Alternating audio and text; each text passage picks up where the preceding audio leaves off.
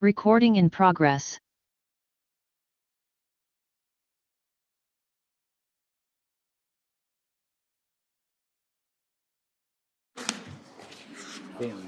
Recording in progress.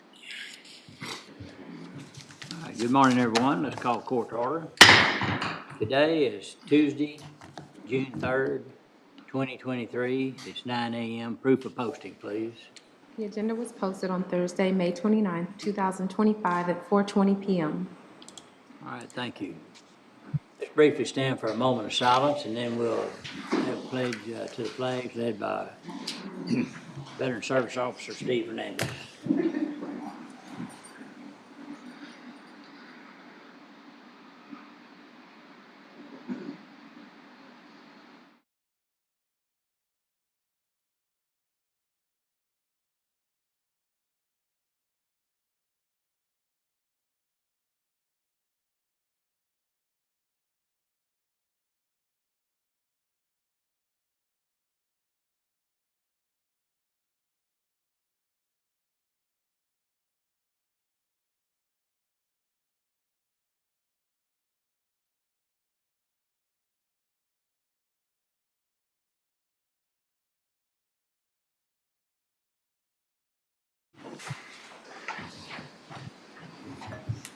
Thank you very much. All right, this time, if there's any members of the audience who want to speak to the court on business matters, please do so at this time. All right, seeing none, going to under D, under proclamations, under D1 is proclamation declaring June as Elder Abuse Awareness Month. Dustin, if you'll read that into the minutes.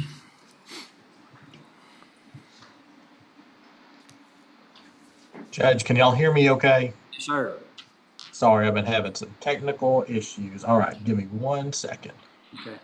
All right, this is a proclamation of the McLennan County Commissioners Court declaring June as Elder Abuse Awareness Month. Whereas older adults and people with disabilities of diverse backgrounds contribute to the well-being of McLennan County by working, caregiving, volunteering, and actively preserving customs, rituals, and traditions. And whereas, as we age, we build momentum by accumulating knowledge, experience, insight, and wisdom that can be shared to enrich our community. Whereas, abuse of older adults and people with disabilities is a community concern affecting thousands of people across Texas. And whereas, there were 123,852 reports of abuse of older adults and people with disabilities in Texas in 2024. And whereas abuse against older adults and people with disabilities is grossly underreported because of social stigma, embarrassment, and fear. And whereas adult abuse affects men and women of all income and ability levels, all cultural and ethnic backgrounds, and all communities. And whereas elder abuse is everyone's business, it's important to strengthen our efforts to prevent, report, and address elder abuse.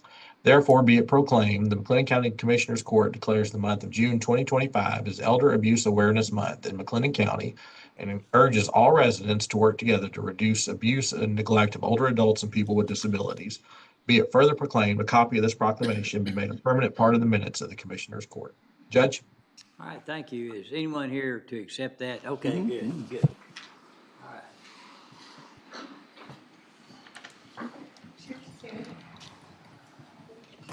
Pictures?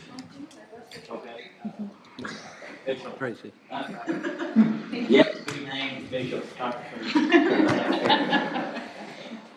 how do we do this? Well, Is that your good side? you'll stand quietly. Hold on to it. All right. Say cheese. Ready? Oh, goodness. Do you want the other issues around here? Yep. Commissioners? You know, someone else had to invite us up here, wasn't the judge?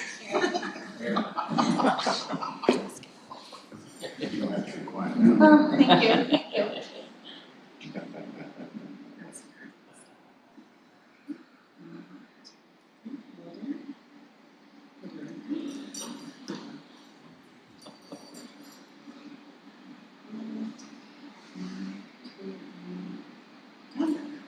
Okay, this is Erica. Erica, you have your name too. You want to make a comment? Yes, so June, as we know now, is Elder Abuse Awareness Month. I work with Protective Services, On June 15th is World Elder Abuse Day. I encourage you all to wear purple anytime this month, but especially on that 15th, to show solidarity against the abuse against elderly and people with disabilities. And so I want to thank you all for always doing this for us every year. We really appreciate it. We love getting our picture with you yearly. That's what I was saying. Yeah. But you guys, I want to thank you all for everything that you all do and continue to do in our area and in our county. So thank you. Well, and I say this almost every year, but in the last 40 years, I've been in business or as a judge doing probation guardianships and banking. I've been seeing elder abuse go on forever. Many times it's family members that are ones that perpetrate this crime. It's an awful crime against people that have diminished issues, diminished thought process issues and things. And the one I remember the most was, well, two. One was our family doctor's nurse who retired, and I saw her at the teleline getting cash, pretty large amount of cash. And I saw a fellow standing over against the wall. And so I said, his name was Miss Boss. And so, Miss Boss, how you doing? And she said, oh, I'm just kind of need to get some cash. And I'm trying to help my nephew. I said, is that him standing over there by the wall? And she said, yeah, that's him. You help him quite a bit? Yes, I did. So I go over there and talk to him. I said, she's retired, you don't have a job. And, started talking, he got nervous and left. And so we filed a report, and sure enough, he had been taking all of her retirement for years and years. And another one was a farmer, the tightest guy you've ever met in your life, that when he got older, he got scammed on a phone deal. He'd already written two $25,000 checks out to these group of people. And his son got involved, and he was fixing to do $100,000. They were crooks. And so we helped do it. And then in guardianships, many times, the reason why guardianship is requested is because there's a person that is being abused financially or otherwise, and their mental capacity is challenged by age or other things. And so, we go through the process and ask those questions, and sure enough, many times we had to put some kind of protection around them and find a trustworthy reward to be able to get through. So I'm real sensitive to this, and appreciate all the work y'all do. Thank you. Yes. Thank you. Thank you.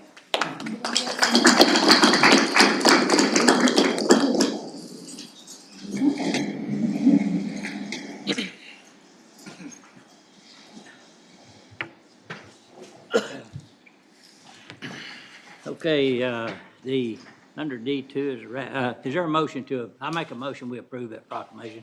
Second. Your motion made and seconded. Any other discussion? No other discussion. All in favor say aye. Aye. Opposed? Pass. All right, I'd like to ask for a ratification of a proclamation that was presented to Dr. Dale McCall. It was with the WAMA program, Greater Waco Advanced Manufacturing Program, helped set it up and all. And at the last, we only learned of the recognition like a day before, so we put together a proclamation. I felt confident because the court supports workforce education that they would, y'all would approve this, so don't put me in a jam here, but I'll make a motion we approve that proclamation. Second. Okay, second. All right, I just need one more vote. Any other discussion? No other discussion? All in favor say aye. Aye. Opposed? Pass. Thank you. All right, next, I'd like to go to, under the consent agenda right quick. There's some recommended pulls here, E3B, E3C, E3D, E3E, and E3F. Are there any other pulls recommended? If not, is there a motion to approve the consent agenda with the exception of the previously mentioned Okay. Second. All right, second, we have a motion second. All in favor say aye. Aye. Opposed, pass. I'd like to quickly go to, while Judge Bennett's here, down to E3F, HR matter for 474th District Court. And so, good morning, Judge. Thanks for coming in this morning. Good morning, Judge, Commissioners. I'm here today to ask the Commissioners to approve a second official court reporter, full-time court reporter for the 474th District Court. As the Commissioners may be aware, the 19th District Court and the 54th District Court have 2 court reporters each because of the nature of their dockets. The 474th really has 2 dockets because when the Commission approved the Child Protection Court, the CPS cases, and an associate judge to hear those cases, there's a whole separate set of hearings and cases that are before Judge Mikowski, the Child Protection Court judge. And then in the 474th Court, of course, we have our own docket with the juvenile, the civil, and even some felony matters. There is some precedent for having 2 court reporters assigned to a court. Judge Mikowski and I hold our hearings basically at the same time each week, and so you can't have one court reporter in 2 places. What Judge Mikowski has been doing has been using a contract reporter to provide this service, and that creates a lot of difficulties, and I kind of want to go through some of those with you. First off, there's a matter of turnover. She's already on her second court reporter this year. The first one started in February and then up and retired, and so she had to go track down another court reporter. And so in the last several years, she's had several different court reporters, and I can assure you from the Court of Appeals standpoint and from attorney standpoint, when you have multiple court reporters working on a single case, that can be pretty complicated. Secondly, generally, her court reporters have appeared over Zoom. I'm sure some of you have appeared in Zoom meetings sometimes, and they don't always go smoothly. And there's always technical issues and glitches depending on internet connections and a whole host of other matters. But then finally, and most importantly, the current situation is really preventing Judge Mikowski from meeting the 12-month deadline that the legislature intended in these cases. Section 263-401 of the Family Code provides that the case will be given a dismissal date that's basically 1 year after the kids are removed from their homes. And so there's basically 12 months to get these cases resolved. But the statute actually says the final hearing has to commence on or before that dismissal date, that 12-month deadline.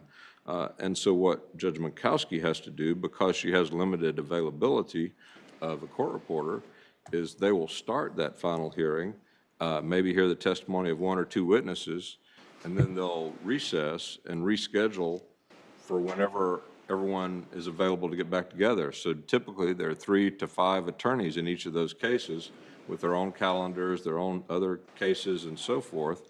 And so it can be weeks or months before the hearing is finally resolved, which really defeats the purpose of the statute. Ms. Picasso from Human Resources prepared a memo. I don't know if she provided a copy of that to you all, but she projects that the CPS caseload is going to continue to increase, and she's projected that for 2025. So that just makes the matter even more complicated. If we added a second official court reporter, then Judge Mikowski could have hearings on more days, and she could get these cases resolved in a timely manner as they're supposed to be. So I am asking the commissioners to approve a second official court reporter position for the 474th, whose primary responsibility will be the child protection docket. I anticipate that the district judges haven't met yet to set the salaries for court reporters this year, but I anticipate that that would be something in the neighborhood of $112,000 plus benefits. Judge Mikowski is offering up the $35,000 that's currently budgeted in her for FY26, I should say, for court reporter services. I have proposed a $30,000 reduction in the 474th budget for FY26. So that's about half, maybe a little over half, of what we're asking the commissioners to fund for FY26. And during the initial discussions about this proposal, I was going to propose that we start October 1, the new fiscal year. But I had some conversations with Commissioner Perry about this, and also with the turnover that we're experiencing. I would really like to start this sooner than that. And I proposed July 15th. 2.5 months of the court reporter salary would be a little bit less than $23,000. I have $28,000 in the 474th budget that's not going to be spent this year that we could amend the budget and use to pay for FY25 without any additional expenditure that's not already budgeted. And so my request is the commissioners approve this second court reporter position and that it take effect July 15th. I'm happy to answer any questions. Any questions? Is Anna on? And then just a slight correction, I would recommend if approved, the request take effect today so that we could post for applications today. I know we probably won't be able to fill it until July or late July, but if we can make it effective today just for posting purposes. Okay, all right. Any questions from the court? Judge, do you have, what are the contractors costing us? The contractors are costing about $35,000. It's a significantly less amount, no question. Right. So, But are you getting the quality? we're not getting the quality and we're not getting. Dependability. It's getting harder and harder to find. Yes. Sure. And This has been a real challenge. Yes, sir. And I can add to that as well. I had pulled up for Child Protective Court specifically, 2024, the actuals were right at 29,000. This year to date, we're already at 40,000, and we still have 4 months left of this fiscal year. So A contractor, are they more like less retired folks that are coming? they are, in fact, as I understand, the one that started in February, she just up and retired. And so, I mean, she was based in San Antonio, I believe. Right. We had one before that was in Kansas somewhere. She's just looking all over the country, literally, Right. to find people to fill in temporarily. Judge, my comment would be, Go ahead. I think every one of these are valid reasons, and the one that really got my attention was the statutory deadline. I want us to always be within the guidelines and within the statutory limitations and adhere to those, and I certainly think it's needed, and I support, if we could fill it today, do it. Okay. All right, and my only comment is I appreciate you going through all of your budgets to see whether you could find some money. We don't see that very often, and we appreciate that. The court will remember that for a long time, that, you know, you're trying to work with us, and our challenge is budget, and therefore we want to work with you with your challenges. So Thank you, Judge. I'd make a motion, we approve that request. Effective today? Yes, sir, effective today. So, Also a clarification, just because Judge Bennett mentioned a budget amount, and what I had quoted was the budgeted amount that is currently in place for all court reporters, which is $109,373. Okay, thank you. You're welcome. I would second. Okay, I have a motion, second, any discussion? No discussion, all in favor say aye. Aye. Oppose, pass. Thank you, Judge. Go Thank you all for your support. Those items for him, I believe, so we can do those as we come to them in the agenda if you'd like to. All right, that's fine. Let's see here. We want to go ahead and go to G12 with Tom Yes. Ray. Yeah, Tom's here, so Tom, if you'll come forward. Dustin, if you will, kind of set up the discussion point. Sure, yes, sir. So G12 is authorization of master engineering and consulting services agreement with Lockwood, Andrews, and Newnham. So as the court's well aware, we have engaged Tom and LAN in a lot of different services related to water. So we thought it would be a good idea to consolidate all these into one agreement and then to lay out a plan going forward where we would bring separate work orders forward for each component. So the existing agreements we have with LAN for ARPA would continue. There'll be some new areas of ARPA that may be included in this agreement as well. And this would also help with the McLennan County Water Resources Group, the Central Texas Water Alliance legislation that was just passed. So with that, Tom, I'll turn it over to you. So there's no cost associated with this today, but as we move forward, LEN will bring work orders forward for these separate components that will have cost estimates that'll be approved by the court. And so with that, I'll turn it over to Tom. Thank you, Dustin.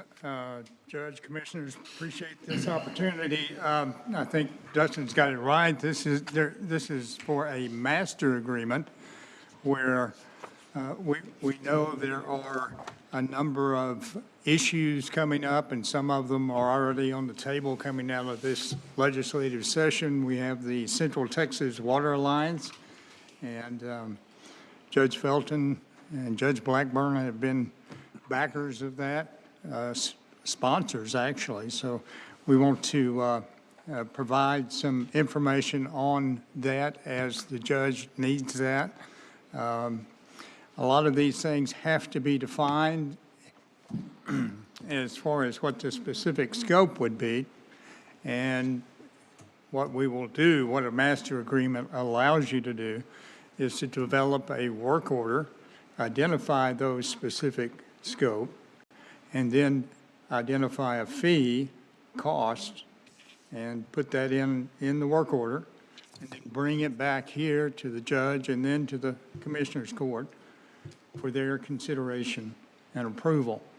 It's a convenient, I think, on both sides. We don't go through a full contracting. We've got an overlay contract that we can operate under, and we're able to move pretty quickly on these issues as they come up. And there's several of them. Dustin mentioned them. We need to have another McLennan County Water Resources Group meeting. I think you're familiar with that group. It's been a while since we've done that, and there's some things going on that obviously coming out of the leads this session. So with that, Judge, unless there's questions, that's kind of what we got in mind. Yeah, and one we thing. appreciate it. Okay, thank you, Tom. One thing, we, just in thinking about how we approach all these different issues, that they're, in some ways, are different and separate, but others, when you look at the whole landscape of what we're trying to do with water and be leaders in that, we broke these out into different groups. That way, if activity is getting real low in one area, we can eliminate that and concentrate on the areas that have the most activity, that have different instructions for Tom to address.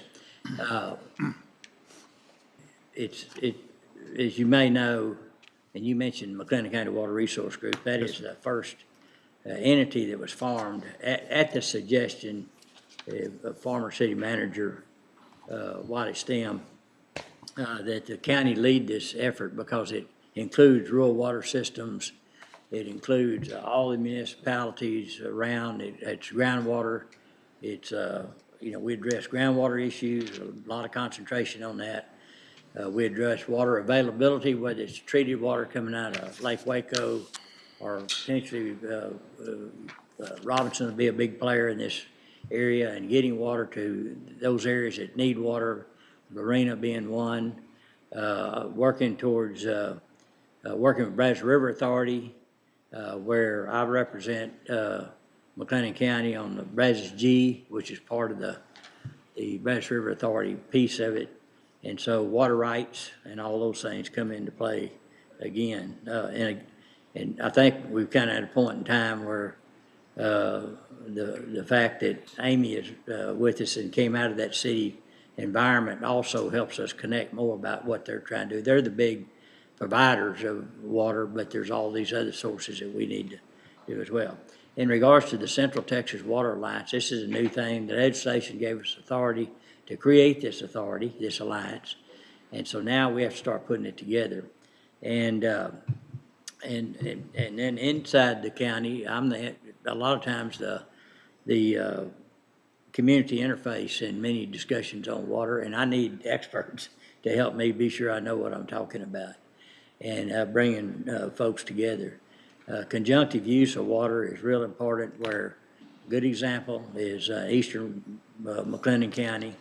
where there's an arsenic issue, we're able to work out arrangements with the city of Waco to provide additional water coming into that area to be able to dilute the water down enough that we come in within EPA's requirements. And that was a very important effort in doing that. And then also when it comes to the ARPA situation, we're kind of getting towards the end of it, but we still have a requirement for certain meeting certain deadlines, and we need experts to help us talk to these engineers with these other water supply corporations to make sure they're on task and all that. And that's been some challenges there, and we couldn't have done it without having a third party help us with that, and Tom's been very effective in that. So that's the purpose of this structure. We think this is a cleaner structure than what we've had in the past. It gives us some specifics in different buckets. Any questions anyone have before we? These pretty much are our water and wastewater related issues in what we're talking It could be wastewater. So yes, wastewater needs some further development that the city of Waco is working towards. It's such a expensive thing to make it work to its full extent. But yes, that wastewater be that. wastewater, Yeah. okay. And you know, a lot of it we have, except for the requirements on ARPA to meet deadlines. A lot of it we do not have any authority other than an opinion and calling together groups that are very much hungry to get someone to call folks together to get a consensus on direction, and we're that entity. So, and we have good attendance at the McLennan County Water Resource Group. It's I think the first one we had 73. And all these people were part and parts of the water piece of it. They weren't just sitting there visiting. They were here because they were engineers, or they were managers, or city managers, or water departments. I work real close with Lisa Tyre at the city. She also serves on Brazos G. And then we still do some little bit of consulting with Wiley, who's got historical knowledge of all of it. And then, of course, the other issue that out there is this Bosque River contamination, potential contamination by the dairies, and we want to be sure we keep that Lake Waco, help the city keep Lake Waco clean and pure, because it's really the key to a lot of our industrial growth in the future. Any other questions? All right, what's the pleasure of the court? Make a motion to approve. Second. I have a motion and a second. Any other discussion? No other discussion, all in favor say aye. Aye. Opposed? Pass. Thank you, Judge, Commissioners, appreciate it. All right, so Dustin, you wanna, I guess what we could do, Anna, if you're prepared, we could go and do those pools that we haven't dealt with yet. I have your request from the jail. They're requesting to fill a jail clerk position. The position was recently vacated. There is existing PTO on the books for the position, and they want to be able to fill the position prior to paid time off exhaustion. The position was vacated on May 23rd, and it's not set to exhaust the accrued leave until about July 10th. But this is one of two positions that manages this particular jail clerk functions, and the other position is also anticipated to experience a retirement. So that's the reason for the request. They're wanting to have someone new come in and train with the clerk that is still there before they retire. All right, any questions? No questions, what's the pleasure of the court? Motion to approve. Second. All right, I have a motion and a second. Any other discussion? No discussion, all in favor say aye. Aye. Opposed? Pass. All right, next is E3C, HR matter for tax office. Yes, so the tax office is requesting the ability to change the budget of a lead tax specialist position. It's position number 429. It's one of 3 positions of the same title that are performing similar functions. And just the request stems from wanting salary parity between the 3 lead tax specialists. This one that's been highlighted, position 429, is at a lower budget than the other 2. And so the request is to increase it from $57,008 to $58,746, which would match the other 2 lead tax specialists. They would decrease the budget of position 966, which is a tax specialist 2, from $58,746 to $57,008 to account for the increase of the other positions. So it'd be a budget neutral request. And then the decreased salary of the tax specialist 2 position would be in line with all the other budgets for the tax specialist 2 position. What's the effective date, Anna?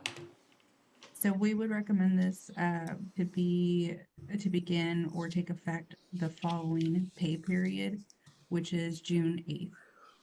Okay. Questions? Motion to approve. I'll second. Any other discussion? No other discussion. All in favor say aye. Aye. Opposed, pass.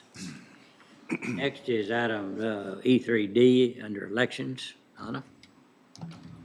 Yes, I have here, I'm just highlighting for the court the current salary of the elections administrator position. It's not been adjusted for some time. They've been in the position since January 2021. This is Jared Goldsmith in the elections administrator position. Quite a bit has happened since taking the position, and so I highlight some of those events there. And so the receipt of a SARA certification, a Master of Public Administration, and then he's also gone through a presidential election cycle. And given the pay grade that he is currently in, we would just recommend reviewing the salary for the position within budget to bring that salary closer to those director level positions in the same pay grade. And so that's where this proposed salary is coming from, $112,537, which is within the existing budget. And that would also. I'm sorry, go ahead. No, I was just going to mention the recommended effective date, which is the following pay period as well, June 8th. Okay. And may remind the court that we discussed this a little bit earlier, and we wanted to see go through this major election, in other words, the baptism of fire. And I have been advised by members of both political parties that Jared is doing an outstanding job, and it's almost impossible to make both those folks happy. And so kudos to him for that. And if are there any other questions anyone would have? If not, I'd make the motion that we approve this request effective June 8th. Second. Have a motion second. Any other discussion? No discussion. All in favor say aye. Aye. Opposed, pass. Under E3C, or E, excuse me, is Road and Bridge Precinct 4. Anna? Yes, we have here, this is our. Can you speak up a little, Anna? We're losing you. We're having a little trouble Yes, hearing you. I'm sorry. I think it's because I'm crumpling a piece of paper. Okay. Okay. So Road and Bridge Precinct 4 is requesting to rehire a retiree, Jerry Smith, into a full-time foreman assistant position, effective tomorrow, June 4th. The position was posted to the public and accepted applications for the required time by policy. And then the break-in service does also meet the minimum requirements set out by TCDRS, our retirement system. Jerry Smith retired on January 9th of this year. So he does meet that 90-day break-in service requirement, and the precinct wants to hire him into position 499, the foreman assistant position. And Jerry and Commissioner have filled out the required notarized affidavits confirming the break-in service, wasn't planned, and, so the process has met the policy guidelines. Okay, any comments, anything, question? What did Mr. Smith do for you before? He was the foreman. Okay, all right. And then he has a business that he's been running for quite some time. Yeah. And over time, he didn't realize how hard it was working in the heat, 12 to 14 hours a day in his business. And so his son's going to end up running the business, and he's. Well, that's awesome. This is happening this is happening to me in precinct 2 also. People are wanting to come back and didn't plan to come back, but they are. And it's great to have that ability and that experience back in your system. Absolutely, absolutely. So Any other questions, comments? if not, I'd make a motion to approve. That's second. Motion made, second, any discussion? No discussion, all in favor, say aye. Aye. Opposed, passed.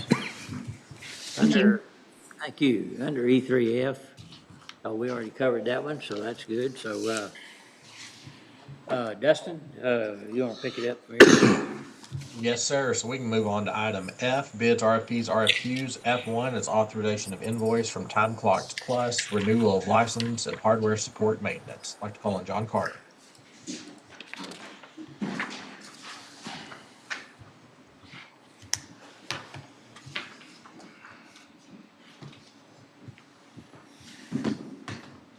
Good morning. Morning. Excuse me, this is just a renewal of our Time Clocks Plus, which 10 of the departments use for their automated time entry, for their computer time entry. Total $2,125.20, and the hardware maintenance of $750.48. That has been reviewed and is recommended for approval. All right, any questions? You said 10 departments use it currently, John? Yes, sir. Okay. Motion to approve. All right, Second. motion made, second, any other discussion? No discussion, all in favor, say aye. Aye. Opposed, pass. F2 is authorization of quote from Total Office Solutions for 1211 Washington Avenue, Information Technology Department. John? Yeah, so this quote is for 3 work surfaces and 6 total work surfaces, 3 of one size, 3 of the other.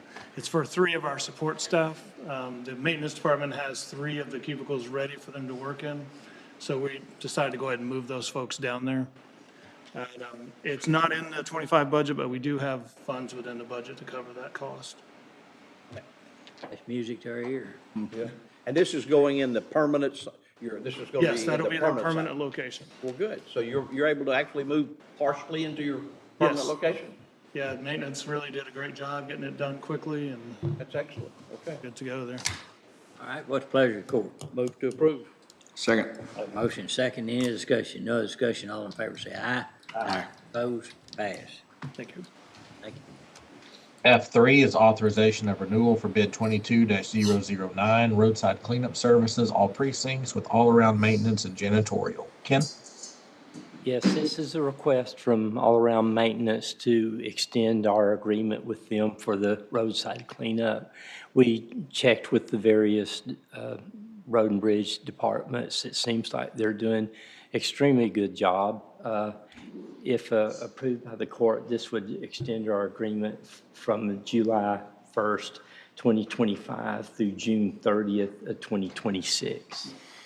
This is the same vendor we've been using for a while, right? Yes, sir, it is. Yeah, what's the owner's name? You can recall? Never mind. I can know it in a minute, but it'll Yeah. take me a minute. Yeah, I'm gonna quit asking questions to anybody over 60. So, It's appreciated. It's Floyd T. Yeah, Floyd All T. American. yeah, Floyd T, yeah, Yes. yeah. It's been a huge help to us out in the Amen. precincts. Yeah. Huge. I don't know where we'd be He's a without good him. guy. I couldn't remember his name either. Okay, any other discussion? No discussion, is there a motion? Did we get- Motion to approve. Yeah, okay, I'll second. Any other discussion? No other discussion, all in favor say aye. Aye. Opposed, pass.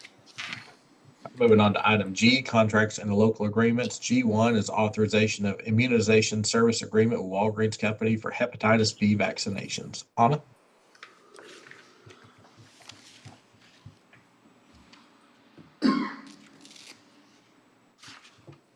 I'm sorry, my buttons aren't working over here. Okay, we'll have IT get over there as soon as we're done.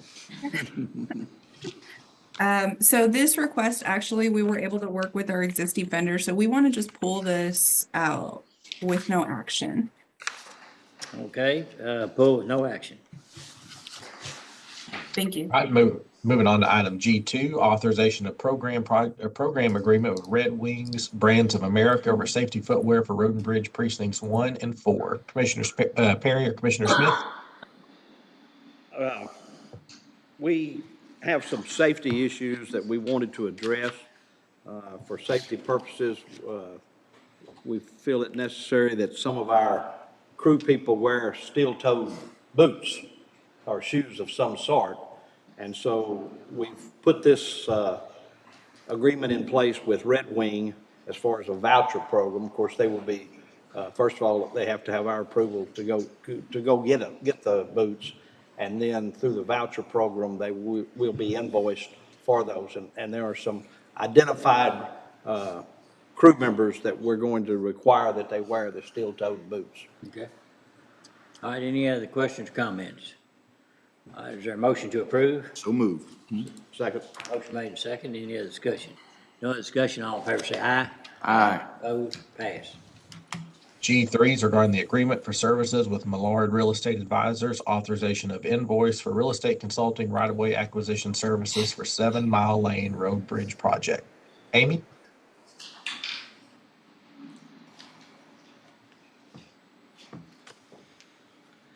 Good morning. Wait, Morning. I'm over 65, so you can't ask me any questions either, right? I didn't ask that question. This is going to be very quiet. So Commissioner Smith did ask me before the meeting about the fact that this is for four instead of 3 parcels when the authorization was for 3. So the explanation for that is that 2 of the parcels are part of a trust, the Glad Trust, but one of them had a deed and the other one they were not able to find a deed. So they couldn't combine it into one, so they had to separate it out into 2. Okay. Any questions? So the 4 properties is correct, is what we're approving, and the 10,414.90. Yes. Okay, thank you. All right. And Millard's been doing work for us for a long time, doing a good job. All right, is there a motion to approve? So move. Second. Have a motion second. Any other discussion? No other discussion, all in favor say aye. Aye. Opposed? Pass. Thank you. All right, if I could read in items G4, G5, G6, and G14 together. These are all authorizations of a memorandum of understanding for different sober living homes. So this is related to the specialty court program, and visited with Judge Swanton and with Amy this morning. They're using that $15,160 in grant funds from the Texas Bar Foundation, where the county will pay for these rent at these facilities and then be reimbursed through those grant funds. Judge Swanton did say his staff has interviewed each of these homes. They're very reputable facilities, and they have done site visits as well. These are good, safe, clean, safe, sober living homes and living arrangements. And so the recommendation from Judge Swanton is for the court to approve these. And again, it's G4, 5, 6, and then G14. All right, any questions? And this is separate from any behavioral health network programs they have, right? That's correct. Yes, sir. All right. Okay, any other questions or any questions? All right, I'd make a motion we approve this. Second. Motion made second. Any other discussion? No other discussion. All in favor say aye. Aye. Opposed? Pass. Thank you.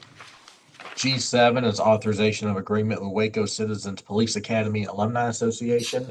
This is the presentation we had last week, our last court session, where the court approved the $5,000 for training programs. This is just putting that into an agreement form that states it's a one-time amount of $5,000 for training programs, materials, and other resources that support the Citizens Police Academy classes and community education efforts.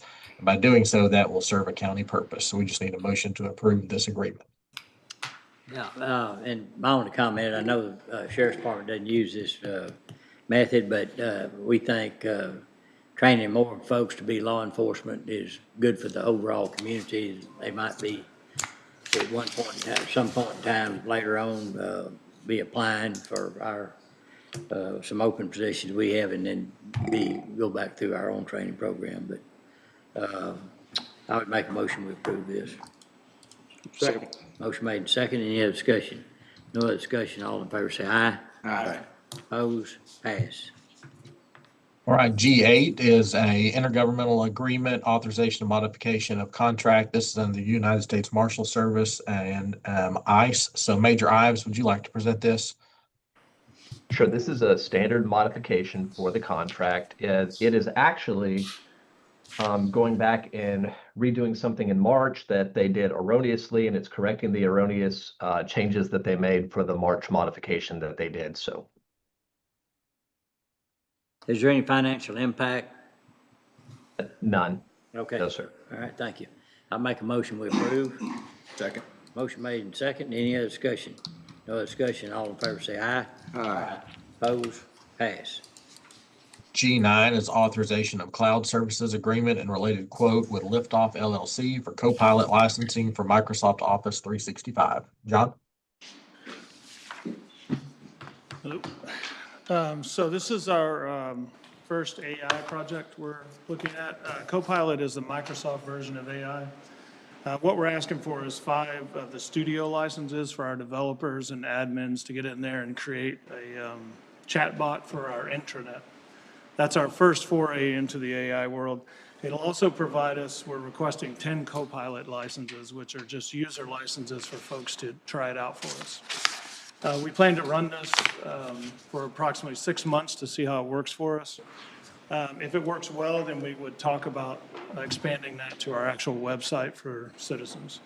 So the idea here is we build a chatbot that employees can use, and they can search for things like forms, reimbursement forms, policies, procedures, that sort of thing. And it'll keep it internal, so if for some reason we don't like it or if it doesn't seem to be working out, we can just terminate the project and cancel the licenses if we want to. All right. Very low cost. It would also leverage our Microsoft 365 licensing we already have. I agree that we need to track it to see if there's usage during that period of time, to see if it's, I don't have a problem with it as long as it's being used. But, For its intended purpose. For its intended purpose, exactly. If people are actually using it to find questions, information, so forth, then I think it's well worth it. If we don't get the usage out of it, then we need to consider not using it. Yeah. Yes, we can terminate it at any time. Terminate it. Yeah, absolutely. Okay. Any other questions? Well, and then you will monitor the Yes, use and absolutely. And we have 6 users outside of IT, so it's not just going to be a bunch of tech people trying it out. We'll have everyone trying it to make sure. One guy using it 100 times. Yeah, first they'll take over the county and then the world. Are you going to talk to somebody that's a machine? In other words, is it typed in chat or actual? Yes, typed in. Yeah, you- typed in. Much as you'd use ChatGPT or Right. Gemini's AI. Okay. It'll just be requests from people and it'll return the responses and Right. ideally we'll provide them the Chat answer they're looking box for. stuff. Yeah, okay. So we pretty much used all of our technical knowledge on these questions, and so, what's the pleasure of the court? motion to approve. Second. And motion second. Any other discussion? No other discussion. All in favor say aye. Aye. Opposed? Pass. I do use it, by the way. And it cleans up my language tremendously. I get mad at it pretty often, chat boxes. I have, I look for the 800 numbers. she takes care of it. That's probably a good idea. Yeah, it is. All right, Dustin? G10 is authorization of services agreement with governmentjobs.com, doing business as NeoGov for Power Ready subscription, field training officer software for the sheriff's office. Major Ives? So our FTO and JTO program are currently and have historically been done on paper. All of that is recorded by the FTOs and the JTOs on hundreds and hundreds of pieces of manually filled out paper. And this is a software that we would like to leverage to do that digitally. We do the FTO, JTO program on approximately 100 people per year. We think this is going to be a huge efficiency gain, and we went with this company because the county is already in the NeoGov ecosystem, if you will, and this product seems to be a good product that can be used on laptops. It can be used on cell phones as well. We had IT go through and we tried to use some of the software that the county already has. IT was really good trying to make us something that would do this for us, and it just cannot be done. So we're trying to go with this software that allows us to do that. And I would point out that in this first year, we would recommend, since this is new and we're trying it, that we're going to pay for this from the forfeiture fund. Okay. Hey, Major, have you seen anybody else that's been using this type? Other agencies? In fact, there's a lot of different agencies, Commissioner, and most of them use some digital form. In fact, of the 6 agencies that I checked with, which are some of our partner counties or within our comparison counties, we are the only ones that still did it on paper. And they have had good success with that. Well, me and Ben went through it. They slapped us on the back of the head. That was, don't do that. That was our field training. No, I'm just teasing. Thank you. Pretty close. Yeah. All right, what's the pleasure of the court? Motion to approve. Second. Have a motion second, any discussion? No discussion, all in favor say aye. Aye. Opposed, pass. G11 is authorization of license agreement with Veritone Incorporated for video audio redaction software for the Sheriff's Office. Major Ives? This is a renewal for the redaction software we do for open records requests. We do somewhere around 4,000 open records requests. Only about 25–30% of them include audio video, but that is still a lot of audio video to process, and this is the only software that we have to do those redactions. All right, questions? That's like 300 plus a month you get requests.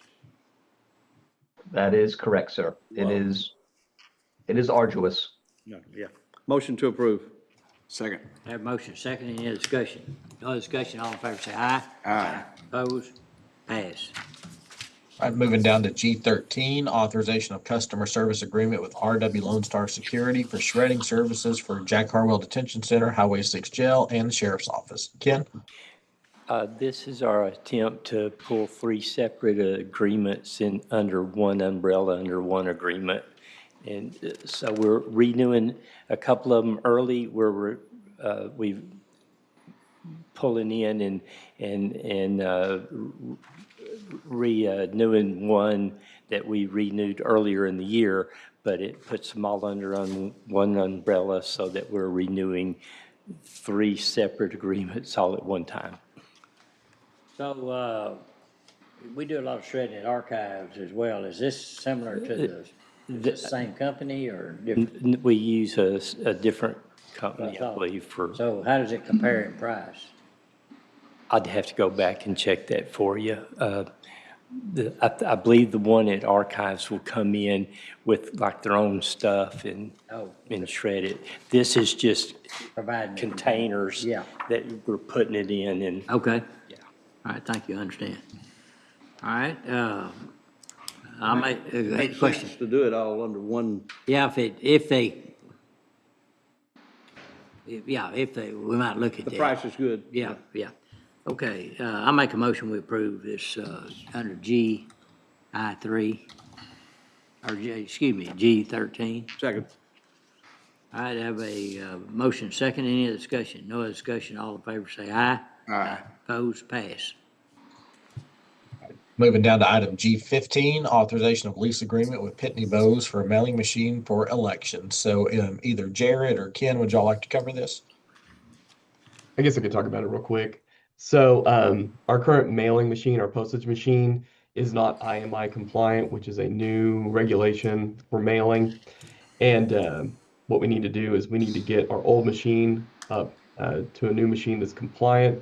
This is the machine that we use to put postage on our mail-in ballots or any kind of correspondence that we send to our voters.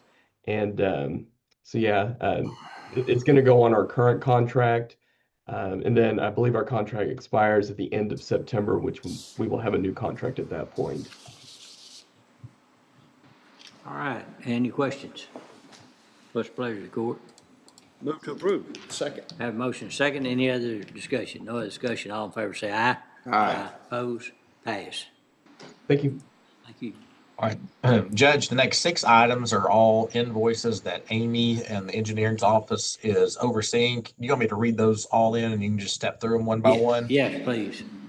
So H1's the South Old Bruceville Road culvert replacement project. H2's the Old Springfield Road Waterline Improvement Project. H3 is Chapel Road Improvements. H4 is another on Chapel Road Improvements. H5 is another on the Old Springfield Road Water System Improvements with Langerman Engineering. And H6 is Fern Valley Road Low Water Crossing Improvements. So, Amy?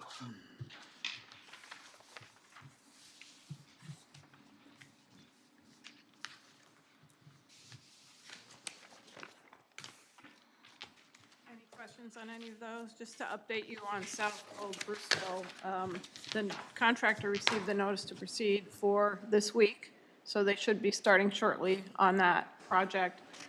Instead of doing precast culverts, they're going to do cast in place because they've had problems with the precaster getting things done. So that should be starting shortly so we can finish in time for the school year. Excellent. Excellent. All right, any questions?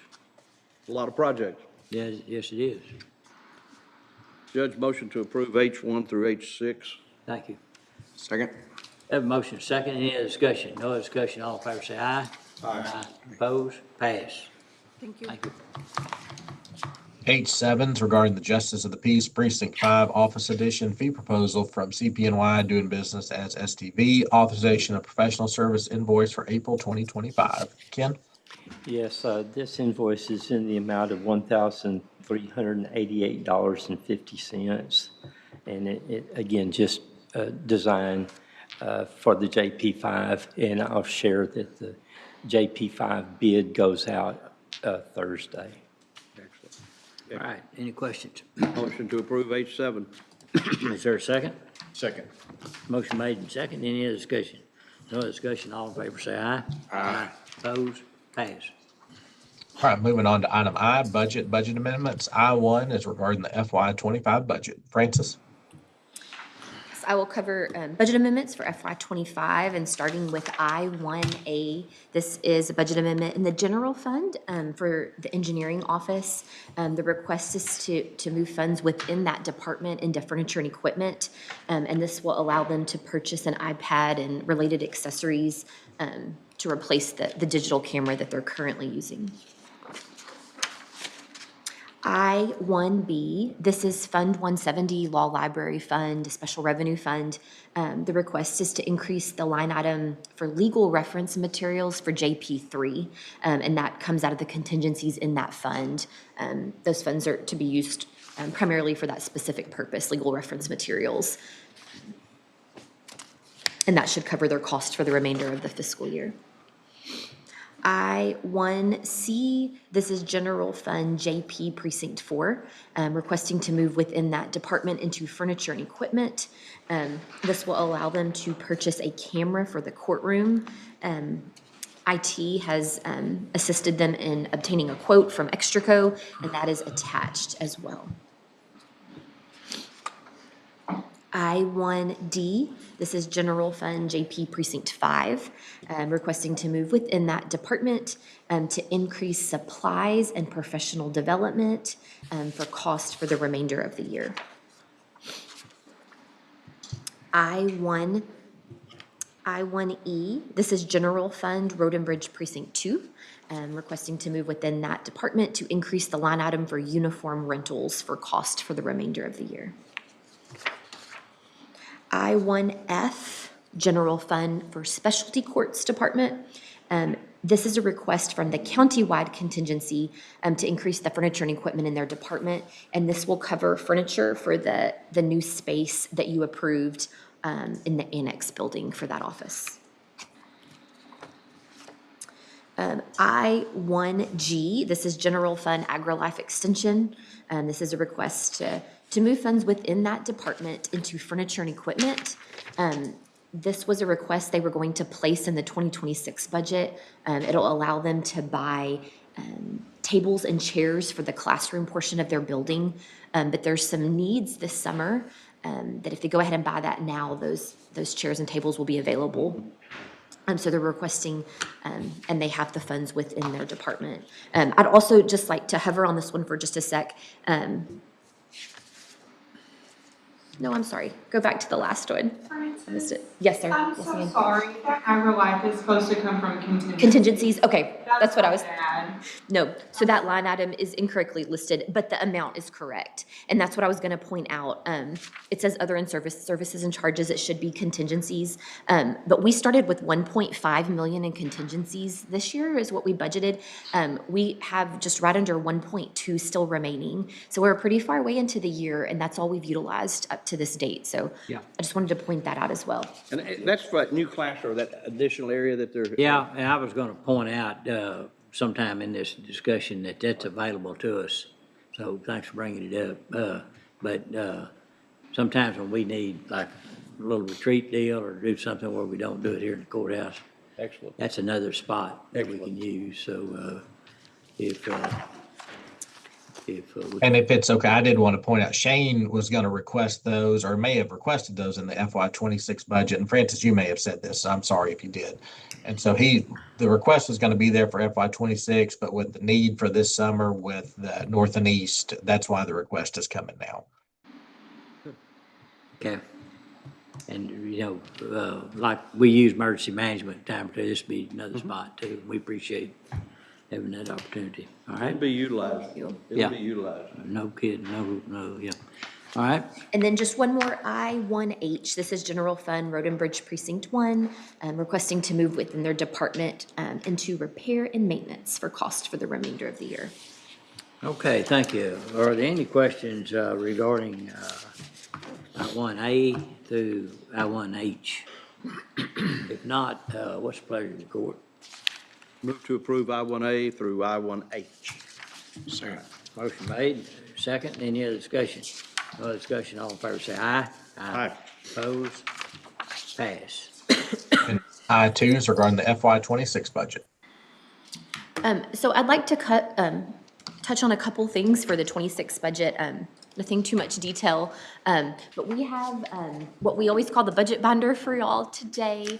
And so I'll go through just some information that's in there, but we also just give it to you so that you can stick all the paperwork that's Wait, are handed those to you. pink? They are. They are. Aren't those nice looking? It was all that was available. Boy, blue was last year, so this. You know why they were available? Wasn't it blue last year? It was turquoise. We had gray, turquoise. I know, we've changed, yeah. That's Wow. Keeps it fresh. I thought, definitely shows up. is this a reveal party or something like that? Who's having a girl? Not me. So to go through a couple things, and we'll give you additional paperwork through workshops to stick in there if you want. We'll also send it, of course, electronically, so just depending on how you like to keep up with the paperwork. But just that first tab, I see you probably all have it open there. There's the calendar that we've been looking at for some weeks now, but just a copy of it in there for quick reference. Directly behind there is a calendar for the month of July. And so I think we all know that those workshops in July are very fluid. Sometimes a discussion takes much less or much more time than we anticipate. And so we will just work through things as they come up and be ready to move on to the next item whenever that occurs. And so just to remind you, regular agenda on July 1st, and then we planned on starting workshops that day with like a high-level overview. And again, that's up to you and your schedules as well. You will have already had a couple of weeks to look at the request. And so we'll, like again, just look at a high level information there just to prepare us for the deeper conversations. And then we can come back that Wednesday afternoon if you'd like to continue. We could go ahead and get into request as well. We could go ahead and start maybe personnel or operating that day. But just have those blocked out in green. The green is the times I planned on meeting. And then we move into that next week. And so we'll start 9 o'clock on Tuesday, July 8th. And so I've plugged in some topics into those days, but again, very fluid. But you'll see there, we'll work through personnel request, operating request, capital outlay, road and bridge discussions, economic development, outside entities. And my goal is that by the end of that week, that we will have at least touched on everything. For your purpose, that you have heard all the requests, that we've touched on them briefly. And my goal for ourselves is that we will know what your questions and concerns are so that we can get answers for those and bring those answers back to you the next week. And so then coming back that next week, regular agenda on the 15th, and then we'll go right back into workshops.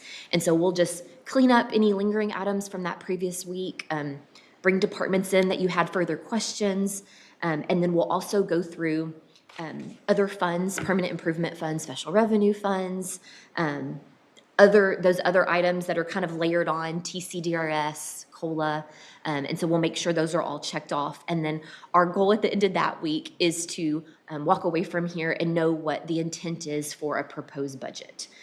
No reason we cannot amend that through the month of August, but that way that'll give us that down week of the 21st to put that proposed budget together and have that ready to go when we come back on the 29th. I have there to vote on the proposed rate and file the proposed budget on the 29th, but depending on the certified values, when those are received and when the rates are calculated, we may need to recess until that Wednesday afternoon. It will be hard to know until closer to time. So that is what July looks like for us. And I would mention that if you have questions about maybe asking for some analysis on something you're thinking about, get that to Frances as soon as you can, and she'll put some folks on it. I've got one I want to talk to you about later on, but where they can go back, like compare. She does a lot of it anyway, comparative analysis from prior years and all that. Mm-hmm. But especially if you're thinking about maybe considering doing something a little different than what we've done in the past in regards to anything, and they'll help you be prepared for that going into the deal. So, Commissioner. Are you gonna use chatbot to ask us questions? Well, I'm just wondering, I'm just curious. That's a good idea. She might understand what I'm asking better.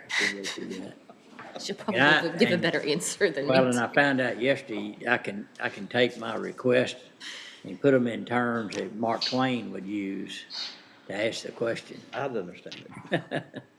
So, anyhow.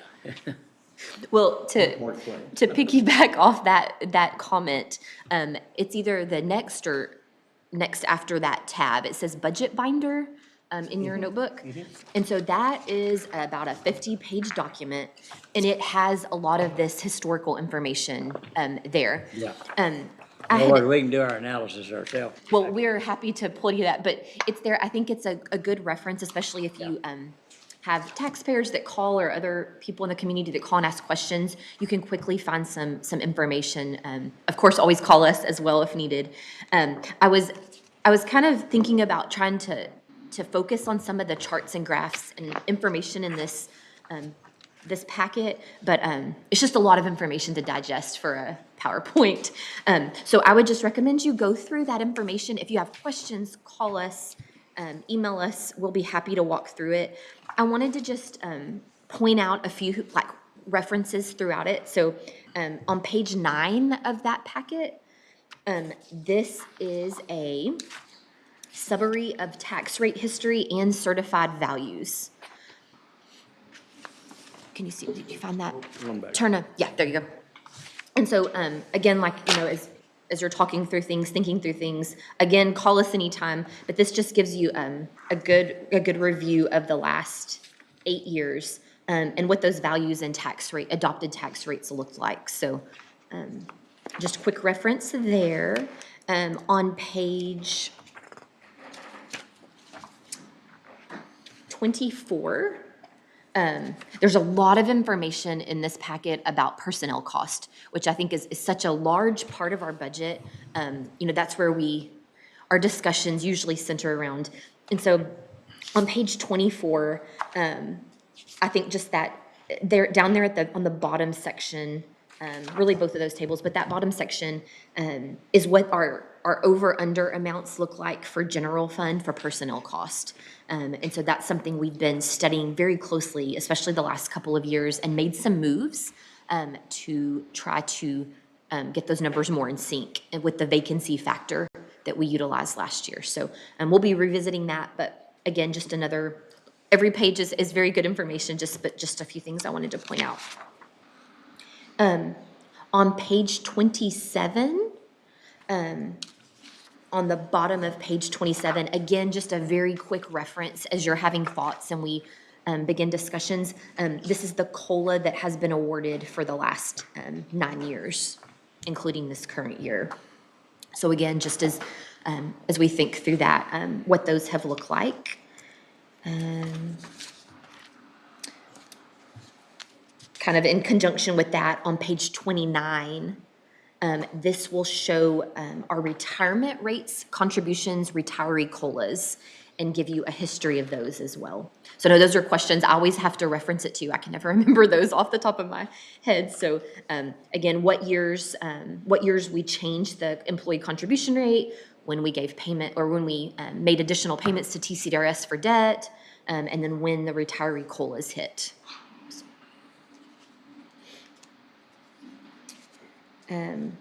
Page 38 and 39, and again, I know I'm walking through these fast, but these were just some things that I just wanted to point out. 38 and 39 focuses on capital outlay cost over the years by types of capital outlay, so divided between vehicles, software, road and bridge equipment, and then it also breaks it out between the funding sources. And so, and then the page following has the number of vehicles that we've purchased each year. And so again, I know that's something we always have that question come up. And so again, at a quick glance, just to review over a period of years, the amount and number of pieces of capital outlay that we have purchased. And there's some outliers in a lot of these numbers. You'll see numbers that you're like, wow, that's a big increase, but it's just timing of things, and we can always give you an answer as to why numbers may look out of whack from one year to the next. And then I promise this is the last one I'll point out. On page 40, covers some debt service information. And I just wanted to point this out because I know on the next agenda, you'll be voting on that new certificate of obligation. And so this is just a review of where our current debt issuances stand as far as the amount outstanding, the year of maturity, and then at the bottom of that sheet, how our INS rate has changed over the years. And, as we usually talk about, and Mark McCliney assists us with trying to keep that rate steady. Of course, our taxable values are increasing, but trying to keep that as constant as possible while still supporting our capital needs through the bond issuances.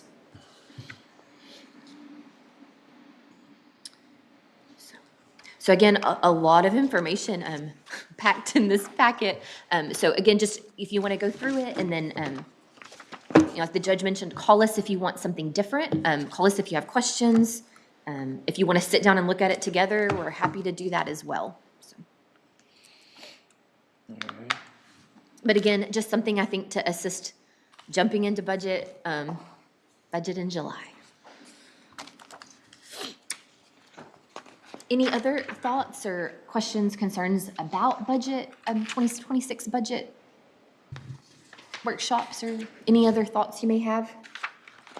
Any questions? All right, that looks good. All right,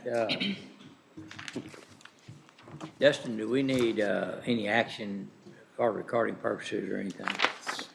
No, sir, we don't need anything on it. All right, thank you. Okay. All right, ready to move on. All right, we have nothing under item J this week. Under item K, grants and grants proposals. K1 is our ARPA discussion. K1A is regarding the professional services agreement with Forbes Mazars. Authorization of grant management service invoice through April. This invoice totals $7,654.46. It's been reviewed and is recommended for approval. All right, any questions? All right, I'll make a motion we approve. Second. Motion made and second. Any other discussion? No discussion, all in favor say aye. Aye. Opposed? Pass. K1B is regarding the McLennan County ARPA HVAC renovation project, agreement with Lock Ridge Priest, authorization to pay application number 5. Ken? Yes, I visited with TJ, and we're both good with this pay application in the amount of $2,127,806.30. Okay, any questions? If not, is there a motion to approve? So moved. Second. All right, I have a motion second. Any other discussion? No other discussion, all in favor, say aye. Aye. Opposed? Pass. Under item L, Department Office Specific Request, L1 is purchasing authorization of online auction with Renee Bates related ad and order declaring certain property as surplus and authorizing disposition of same. Ken? Yeah, I believe Garrett's doing a good job of putting these auctions together as quickly as, but we have 34 lots ready to go. And if approved by the court, the auction will begin on June 5th and run through June 19th. Are these online, or are they? They're online with Renee Bates, yes. Okay, thank you. All right, any questions? Any other questions? Do we give this list out to the other departments, so if there's anything they might want to look at, see if they want to use? How do they have access to this, Ken? All they have to do is call our office and we'll meet them over there. I mean, they see the list ahead of time? We don't specifically send this list out to everybody. We just bring it to the court. Some of this stuff has been sitting there forever. I understand that. I understand that. Yeah, some of it's obviously not worth looking at to start with, but I didn't know if we gave the other departments the opportunity to look and go see if it's something they might could use. We get phone calls, and we're always willing to meet people down there if they have a request. Particular need? Okay. Yes, and I will tell you, for the most part, what we have won't fill their need. So like somebody needs a weight for a fishing boat or something, like a, okay. That might work. Anchor or something, okay. Okay. Any other questions on that? If not, is there a motion to approve the proceeding with this sale? So move. Second. Motion made second. Any other discussion? No discussion. All in favor say aye. Aye. Opposed? Pass. All right, moving on to item M. Item M1 is selection designation of public members of the Salary Grievance Committee regarding the FY26 budget. And Mercedes, do we need to draw more names today? Yes, Dustin, we'll need to draw additional names today. All right. We have 8 accepted, Mercedes, is that correct? We have 8. How many do we need? We need at least 9, but we'd like to also get some alternates as well, so, yeah. Seems like we're doing pretty, given our past history, I think we're doing really well. How many we drawn today? 9. 9 today, okay. Jim Smith. Fortunately, there's a whole bunch of those Jim Smiths. Vanessa Myers.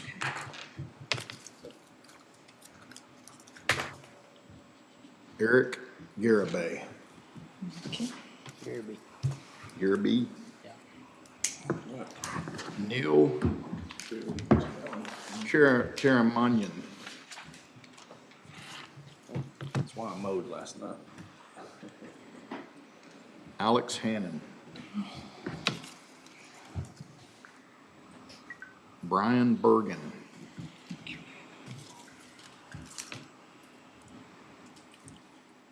Robert Woods. Three. Elizabeth Stinnett. You know, if Ben would only draw names that accepted, we'd be through with this. You know, I don't know. Lucretia Frew. One more. Who's the lucky one? Don't back him in a card game. Kenneth Kirkpatrick.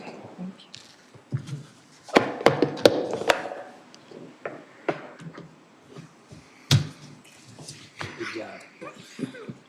All right. All right, so no action needed there, so we move on to item M2, and this is our host court night discussion. Judge, I'm not aware of anything today since we took care of that budget amendment related to the tables and chairs. Okay. So moving on to M3 regarding the McLennan County Local Provider Participation Fund, ratification of commitment, declaration of intent for intergovernmental transfer regarding comprehensive hospital increase reimbursement program, the CHIRP program. Heather?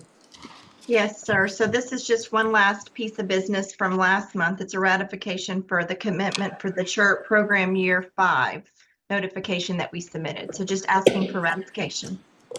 All right. Any questions? I'll make a motion. We approve ratification of the CHIRP funding commitment. Second. I have a motion second. Any other discussion? No other discussion. All in favor say aye. Aye. Opposed? Pass. Thank you. M4 is discussion and/or action regarding an electronic timekeeping system implementing Tyler Technologies time and attendance module. Francis? Yes. So we have discussed this, I know, several times. We've continued discussions with our office and IT and HR, and just still feel very strongly about this piece of software that we'd like to utilize. So just to give you an overview, so currently we utilize a system called time entry. And that is how we gather all the time worked each pay period. So departments are manually inputting the time worked information into that system, and then they provide paper timesheets as backup for the most part. So once audited, the information is then transferred from the time entry piece into our payroll system, and then that's where we start, of course, the payroll process. So I would like to move forward with the transition from the time entry piece to another Tyler product, and it is called time and attendance. So on an accounting and payroll side of things, the module has increased functionality for the offices involved in the payroll process, including our office, of course, treasurer's office, HR. So many of the payroll process currently using the time entry module, they are done manually because we don't have a portal that has the capability to house some of the information we need. Some examples of that are night pay differential, positions that have to account for certain hours worked in relation to a grant. And so that new system would allow us to more electronically process those pieces of information through payroll. So moving to a system like this, it will help us keep our Tyler platform as a whole up to date. You've invested significant funds recently in the last couple of years to improving technology in general. And so I feel that we really need to keep our platforms up to date in order to get the most benefit from that investment. We've had our Tyler financial system, of course, for a while, but keeping that up to date is important. So depending, the function of each office, needing equipment or software to keep running efficiently is important. And so for our office, software is extremely important to our day-to-day operations. So that is on our side. On the department side of things, departments can continue to operate as usual. I know we'd already let you know that. So you can keep time logs within offices, prepare the paper timesheets, and have someone input those into the time and attendance system, just as we are doing now. However, if a department chooses to, this new system does have the capability to allow offices to electronically track all the payroll information with a lot of other capabilities for that department. They'd also be able to electronically approve and then submit that information if they chose to do so. So Again, a lot of advantages there, but still up to the department on how they account for and provide us that information each pay period. Specifically, the sheriff's office is currently interested in this product for electronic time capturing for their department. Their employee count for all departments under their umbrella account for about 44% of total employees. So a pretty large piece there. We have 14% of our employees that utilize the Time Clocks Plus module. And so if we move to something like this, they would transition to the time and attendance module. And then last year, HR did a survey of departments who was interested, and in addition to sheriff's office, and then those offices on Time Clocks Plus, an additional 11% of departments were interested at that time as well. Again, just a survey that was done. So in total, that's about 70% of employees in total. Budget-wise, we have this, or you had budgeted for this, there was $44,000 placed in the budget for this fiscal year.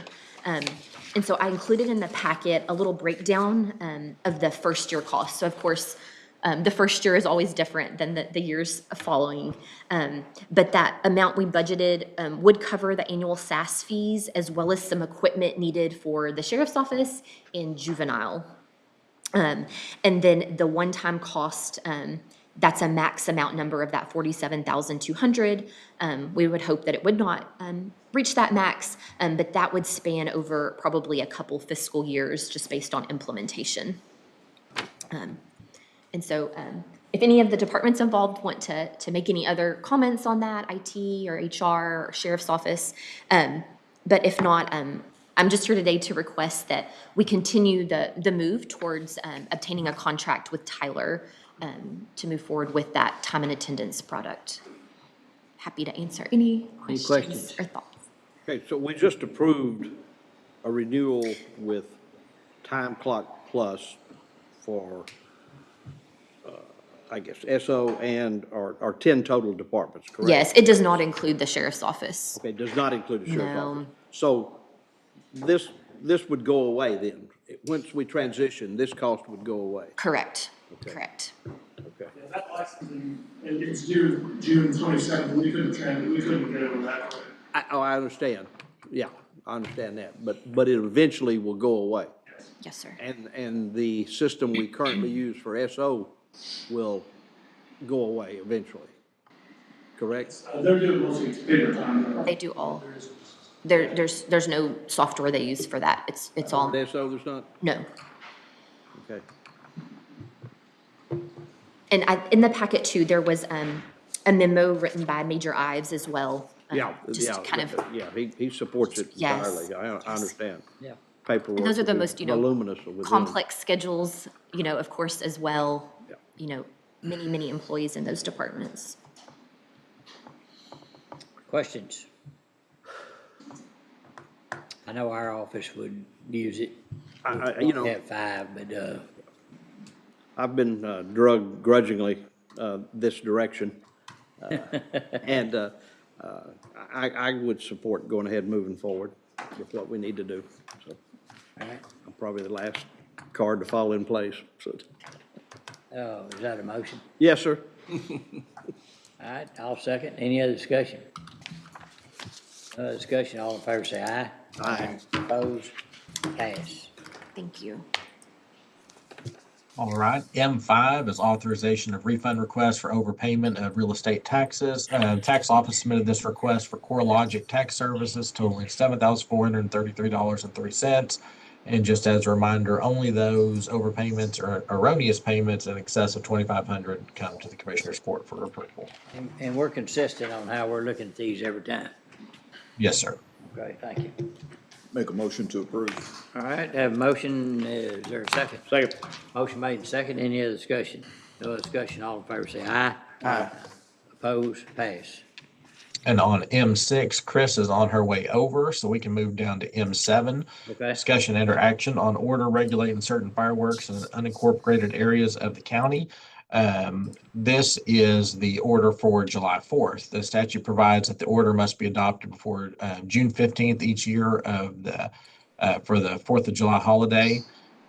If you wish to prohibit or restrict the sale of fireworks defined as skyrockets with sticks, we must adopt this order before that date. Reagan had checked with emergency management, and they have no issue moving forward with just with the usual warnings on fireworks in general. So, All right, any questions? So no motion means we allow it. that's correct. I didn't see any problems with Memorial Day weekend. I know we had a lot of rain and but, That's the key, is to be able to react if conditions change. Yeah. So, all right, so no action needed? That's correct. Yes, sir. Thank you. All right, so moving on to item M8, it's ratification of letters of support to City of Waco, Department of Public Works for Texas Department of Transportation grant funding. This is for a 2025 project for the Transportation Alternative Set Aside Program. So the city had reached out and requested letter of support for this. It had to do with 2 different sidewalk projects in Waco. Letters were needed back by the end of May, so we're just seeking ratification of those letters of support. Okay, any questions on that? If not, I'll make a motion we approve. Second? And have a second. Any other discussion? No other discussion. All in favor say aye. Aye. Opposed? Pass. Nothing under item N this week. Under item O, McLennan County Downtown Jail Remodel. O1 is regarding the construction manager at risk agreement with John Irwin. O1A is recording of payment and performance bond endorsement for initial guaranteed maximum price number 2. So what's before you is just recording of that payment and performance bond, and shows the increase when we approve the IGMP number 2. So we just need a motion to accept those for recording purposes. All right, is there a motion to accept those for recording purposes? So move. Second. All right, motion second. Any other discussion? No other discussion. All in favor say aye. Aye. Opposed? Pass. O2 is authorization of fire pump use agreement with the city of Waco, and I believe this may need to be deferred again. Is that correct, TJ? Judge, I believe it needs to be deferred. All right, I make a motion we defer. Second. I have a motion second. Any other discussion? No other discussion. All in favor say aye. Aye. Opposed? Pass. O3 is regarding the McLennan County downtown jail remodel agreement with Langerman Engineering, authorization of invoice. This is an invoice on their construction materials testing for the jail remodel. It totals $10,297.50. Been reviewed and is recommended for approval. All right, any questions? Move to approve. All right, there's a motion and a second. Any other discussion? I'll second. Any other discussion? No other discussion. All in favor say aye. Aye. Opposed? Pass.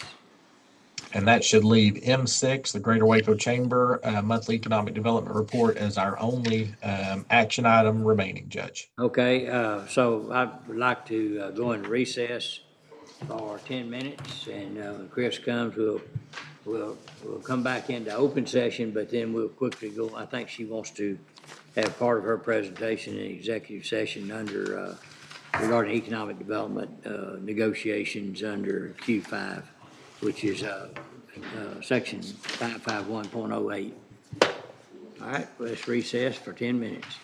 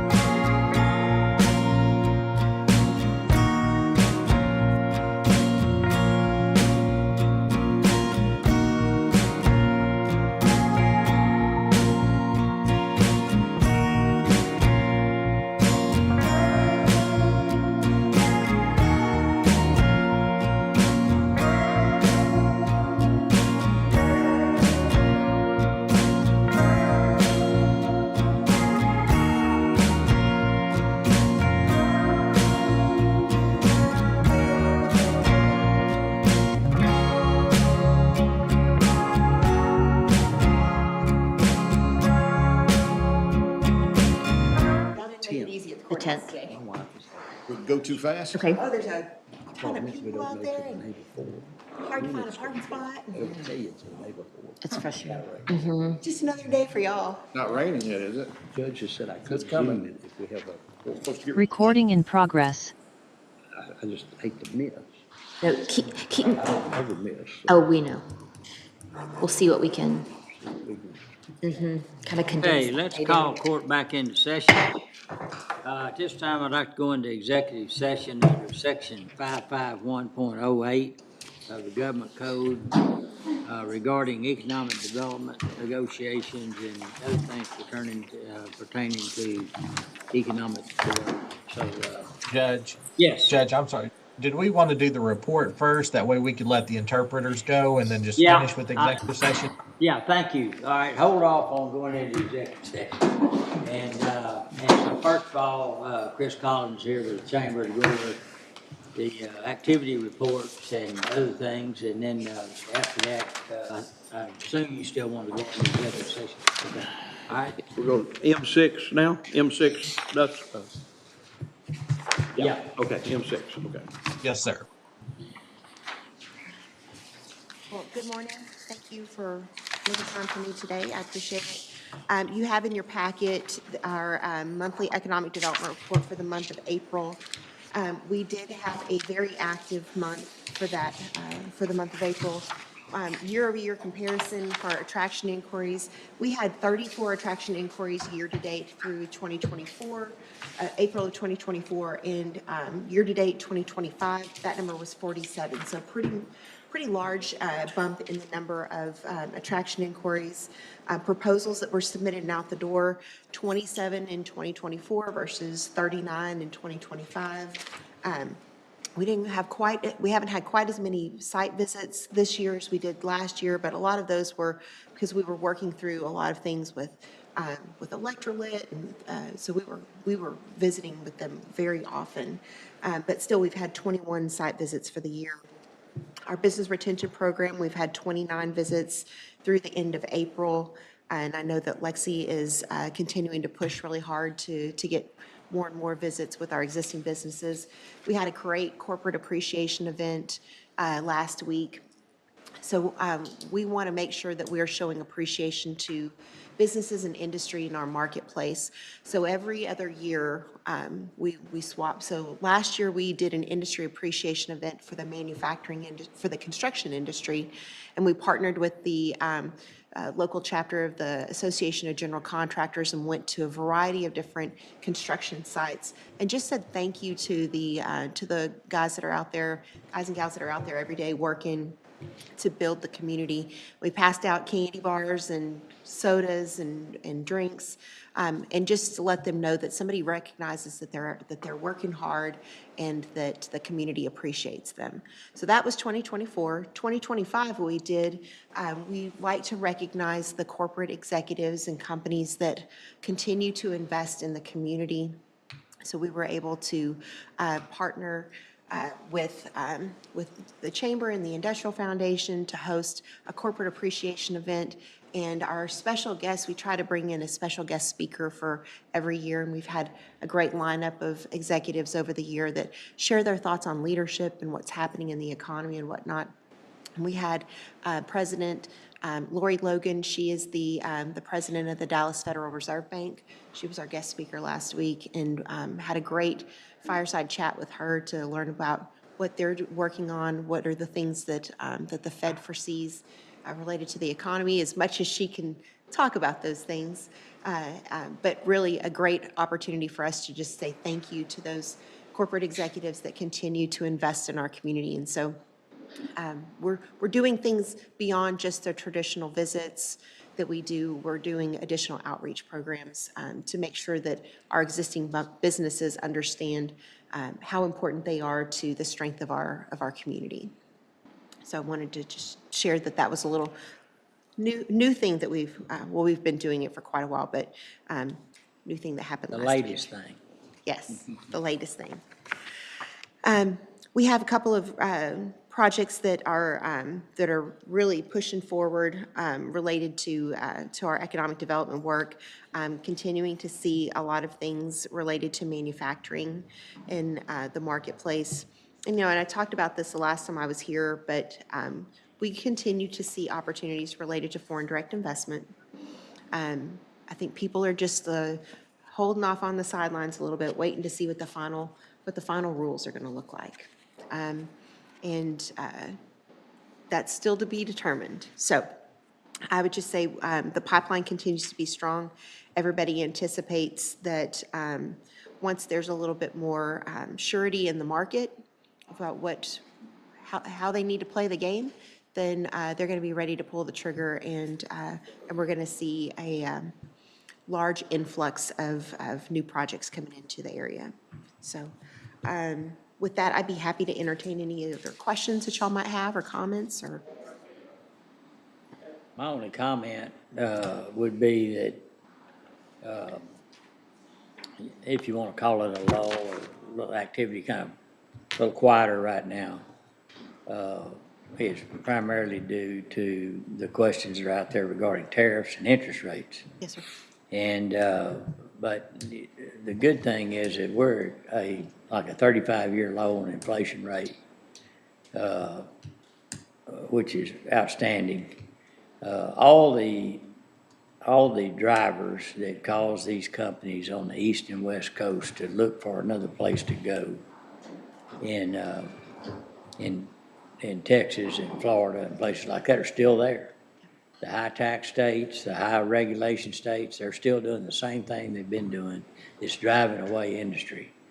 And we have to continue focusing on a skilled workforce, adequate natural resources, water primarily, and being able to, industrial foundations stay active in acquiring property for future development, and all those things. So I know the importance that the chamber has put on our behalf to even look outside the country for a lot of inquiries around German-owned companies. We've got numerous German companies here. Mexico City remains active because a lot of those they're global. They just happen to be in Mexico City. Are still there. I'm feeling very, very confident that we're going to see this as soon as these tariff negotiations iron out. As you mentioned, the president of the Fed was very hesitant on mentioning anything about interest rates, but at some point in time, those will be more stable. And, the 10-year Treasury is still, if you look at it, it's at a reasonable rate right now that you could, if you compare it to what interest rates were in other times, it's, well within reason. So I think we keep on keeping on like we're doing. So, all right. I would say I'm pleased that Beth Wooten has been such an integral part of economic development for us with TSTC. I see that as being very, very important. Yep. She can step up right there and say, yes, we can provide you with the skilled workforce you need. Tell us what you need, and we'll gear up and get it. I think that's great, the relationship that TSTC has with us. Yeah, they're a fantastic partner, as are all of our higher education partners. It's great, when we were on that trip, great to be able to see Beth in action. She was right there in the mix of it, and there was nothing that she saw that gave her pause about the capabilities of the college. Yep. So. Yeah. Okay. Anything else? No, sir. Okay. All right.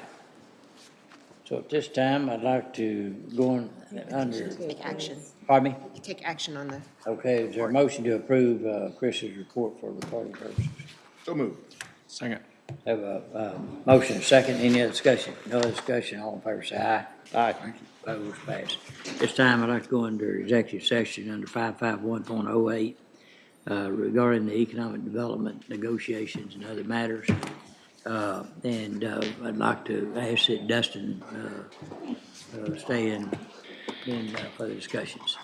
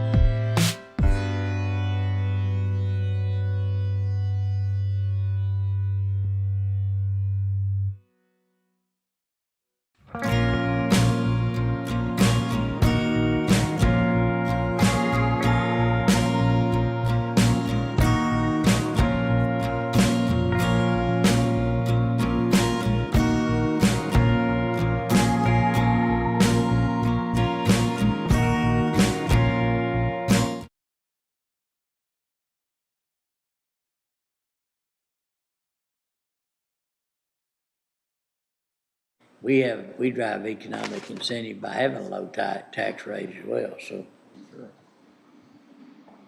Yeah, but that deal with that third-party consultant, y'all are using is, need to have a discussion. Probably should just have, Jim come by for a visit. Yeah, all right, well, I really think, what it ought to be is, get, Kevin and, Chris Collins and, we'll set it up, go by his office or whatever, we'll set up something. Free tomorrow afternoon. I'll be there. I don't know what they want from us. Recording in progress. All right, let's call the court back into session. Anything else to come forward, court?